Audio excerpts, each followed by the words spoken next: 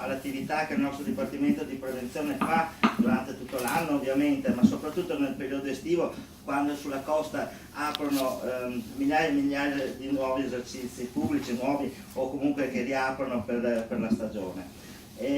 L'attività che svolgiamo come azienda non è quindi solo garantire la sicurezza dei nostri turisti e dei cittadini nell'urgenza ed emergenza con i pronto soccorso, i punti di primo intervento e tutte le altre attività che facciamo come azienda, ma quello proprio di garantire anche la sicurezza dei turisti dal punto di vista dell'attività del nostro Dipartimento di Prevenzione, con i controlli, le ispezioni, le attività che vengono fatte sul litorale, negli alberghi,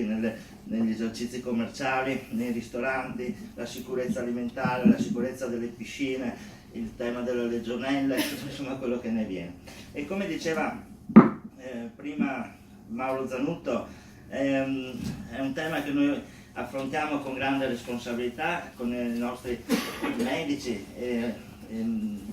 tecnici del Dipartimento di Prevenzione, in uno spirito di